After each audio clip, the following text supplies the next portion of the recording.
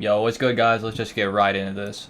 Coffeezilla. I watched a 3-part series called Investigating Logan Paul's Biggest Scam, and like many on this platform, you have successfully used my name for views and money. While your work used to be impartial, your addiction to clicks has clouded your judgment, and you've made very real errors with very real repercussions. Coffee, you took a shot at my reputation, so in this video today, I'm going to be defending myself with facts, something that you have gotten in the habit of twisting as you continue to morph from an investigator to a gossip channel. You see, Coffeezilla tried to work with law enforcement in the past.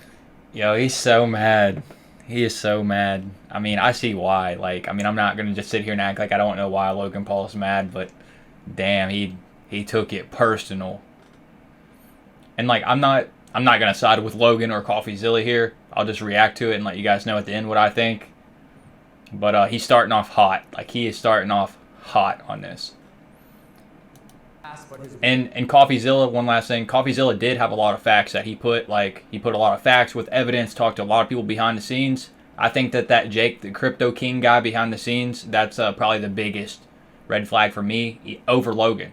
Work was described as not anchored to truth and often speculative. He is a lopsided journalist with an agenda, and he's nothing more than the Keemstar of crypto and finance. But as opposed to just telling you, damn, I'll show you some of the core discrepancies that I caught in Coffeezilla's investigation. Coffee, you interviewed the developer who stole the game code, fled to Switzerland, and held it hostage for $1 million. Well, his name is Zach Kelly. Surely, as the internet detective that you proclaim to be, you would know that he spent time in prison for multiple felonies, one for aggravated robbery, armed robbery at a liquor store, and the other for, surprise, obstructing the legal process. So why did you hire him? I can see why you kept him anonymous. Who will be calling Z here. I guess among many things, it doesn't surprise me that he lied about having 30 engineers and a $50,000 a week burn rate. Which, side note, is how that's fucking crazy. Like, I'll sit here like, I mean, unless if you have like, I mean, like a fucking coin like Chainlink or something, like there's no reason you're burning through $50,000 a week. You only need one developer to work on that shit. Maybe 5 at most. Delusionist landed on the $1 million code ransom, but it turns out he only had 3 engineers. Wouldn't someone with journalistic integrity know their credible source had not only an agenda, but a fondness for orange jumpsuits? Or did you just hear what you wanted to hear and move on? Because even if you're lying to yourself, Steven, you still have to believe it. And I know what you're thinking. Steven. What type of idiot would work with an unsavory individual like Zach Kelly? I guess that's what I do.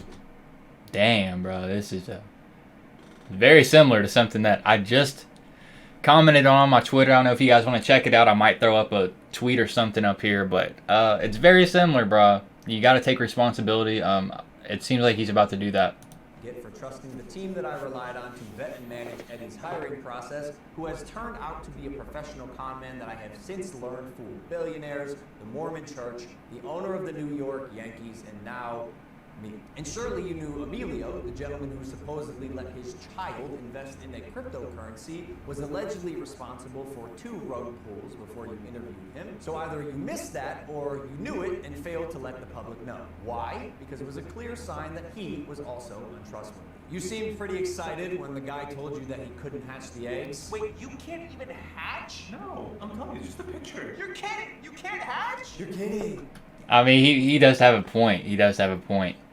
He does have a point here. You can't hatch? You can't hatch? Yeah, 1 second of research would prove that to You about busted a nut. You can definitely hatch eggs and even breed your animals. Click on that. Oh, we got a duck. And as you pointed out in your fine print, cross-hatching was available on ETH at one point, but you perpetuated the opposite as truth with your chest out. Basically, nothing worked. And by the way, Guy, almost all NFTs are just pictures.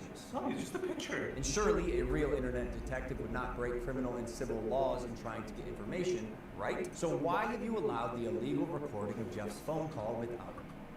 Oh no. Oh no. He does have a point here, but I mean, Coffeezilla might say it's fair use, but I mean, like, at this point, like, Coffeezilla is, like, bringing up DMs and shit. I mean, like, when I'm doing these, like, my mini Coffeezilla shit that I've been doing a little bit of, I know that I'm not the smartest person in crypto. I know that I'm not the smartest person in finance. But you do have to be careful because Coffeezilla may not be able to get that information that he wants going forward if he's just like gonna be recording phone calls and this shit, like, and then like leaking DMs. I don't know who did it to who first. You know, we'll have to go and see, but I don't know if Logan leaked it first or if Coffeezilla leaked DMs first or stuff or anything. But this phone call, like, yeah, he does have a point on that. That's where it does like sort of cross the line, because Coffeezilla, like, it is for money. Like this is like how we make a living, give or take. So I definitely see that side of it. And like Coffeezilla, man, like, we can't expose everyone on every little bit of information that we have on them. You know, it's just like not cool. We do have to have that boundary. His permission, and then more like an internet criminal, posted online. Now, although you didn't verify any backgrounds, substantiate. Like, I'll be talking with villains in the DMs, and like I'm just telling them straight up, I'm like, I'm not gonna let this get out anywhere, and it's fine. Like, it's no problem. You know, like, they're like, okay, you know what? I respect that, and you know, I feel like they've been telling me the truth, and like I give them the truth. So it's at like mutual respect. This is sort of like breaking that.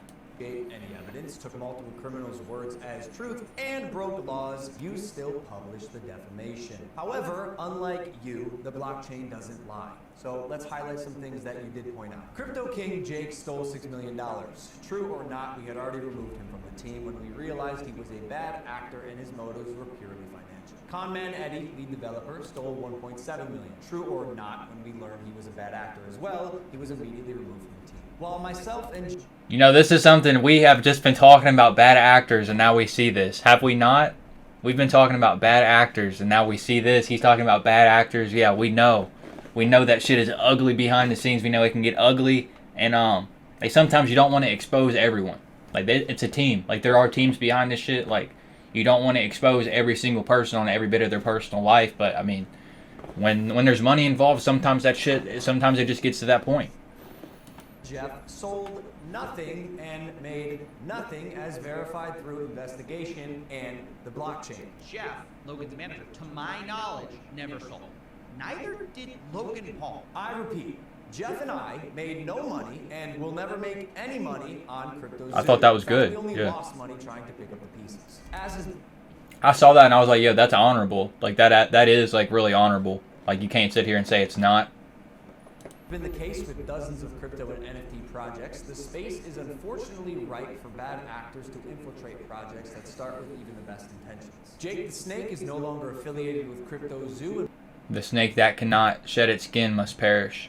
We hope the money he reappropriated was worth ruining his reputation. Conman Eddie is made by a higher authority that I cannot speak of. As you can imagine, I was not cleared from legal to discuss much of this, including the legal process being undertaken and the criminal investigations going on during the fallout, but I do appreciate you calling out that rats under my nose stole the game code, millions of dollars, and left Jeff and I abandoned with no team and knives in our back. But even after 12 months of work, you still managed to overlook one crucial piece of information.